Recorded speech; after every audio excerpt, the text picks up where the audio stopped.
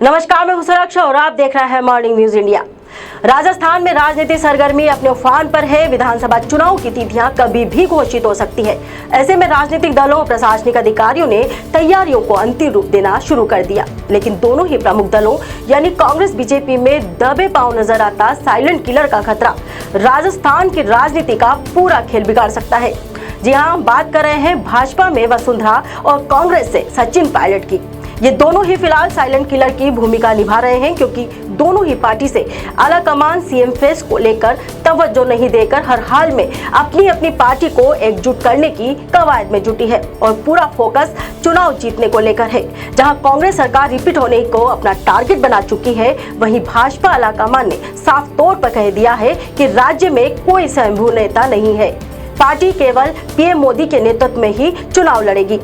अब सवाल ये उठ रहा है कि चुनाव की घोषणा होने तक क्या वसुंधरा राजे इंतजार करेगी या उसके बाद या उससे पहले कोई कदम उठा सकती है, क्योंकि जयपुर में मोदी की सभा के बाद जो तस्वीरें सामने आई है वो खुद बयां कर रही है किस कदर राजे की अनदेखी की गई। उसके बाद अमित शाह का जयपुर आना, घंटों मीटिंग के बाद वसुंधरा के जो हाव भाव बयां कर रहे थे वो भी सबके सामने है।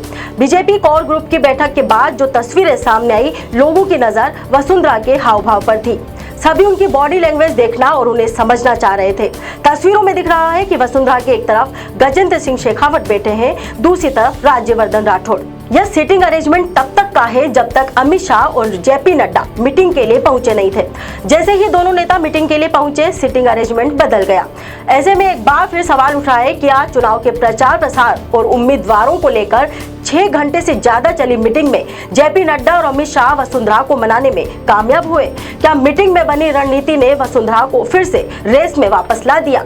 ये तो कुछ ही दिनों में साफ हो जाएगा। लेकिन अगर बीजेपी में पूर्व सीएम वसुंधरा राजे और केंद्रीय नेतृत्व के बीच सब कुछ ठीक नहीं हुआ, तो इसमें भी कोई दो राय नहीं कि राजस्थान में थर्ड फ्रंट में वसुंधरा खड़ी नजर आएगी। और जिस साइलेंट किलर की हम बात कर रहे हैं, ये दर्द किस किस को मिलेगा ये देखना भी दिलचस्प होगा।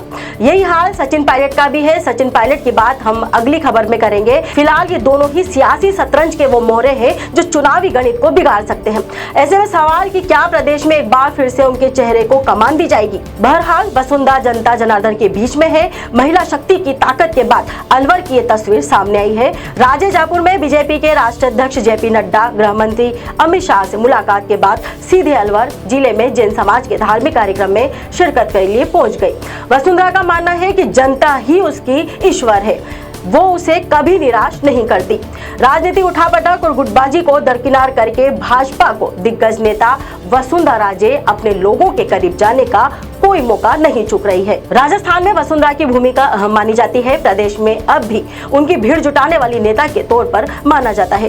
पार्टी पॉलिटिक्स में भले ही खुद को साइडलाइन समझ रही थी, लेकिन समर्थकों के बीच उनकी लोकप्रियता बनी हुई है और इसी लोकप्रियता की बदौलत उन्होंने चुनावी रेस में वापसी की है। माना जा रहा है कि आरएस नेताओं ने वसुंधरा की पैरवी की है।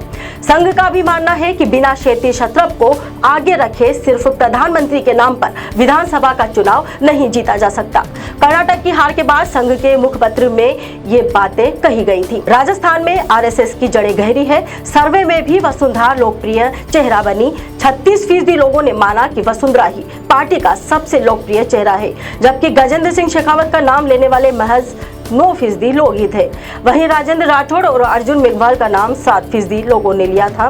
बीजेपी नहीं चाहती कि चुनाव से पहले किसी भी सूरत में आपसी गुटबाजी का असर चुनाव के नतीजों पर पड़े। यही वजह है कि प्रधानमंत्री के चेहरे को ही आगे रखकर चुनाव लड़ने की रणनीति बनाई जा रही है। लेकिन 200 सीटों वाले राजस्थान में सिर्फ इतने से काम नहीं चलने वाला और ये सच्चाई पार्टी भी समझती है। बीजेपी का शीर्ष नेतृत्व तो जानता है कि राजस्थान की राजनीति में वसुंधरा की जड़ें काफी गहरी है, इसलिए उनको नजरअंदाज करके सत्ता हासिल करना आसान नहीं रहने वाला। शायद यही वजह है कि वसुंधरा को सीधे रखने के लिए नेतृत्व ने नई रणनीति बनाई है। आप तो जुड़े रहिए मॉर्निंग न्यूज इंडिया के साथ, क्योंकि राजनीति की पल पल की रिपोर्ट आपको मॉर्निंग न्यूज इंडिया ही देगा। और फेसबुक पेज पर अगर आप हमारे चैनल को देख रहे हैं तो फेसबुक चैनल को लाइक करें और शेयर तो बनता ही है। जय हिंद।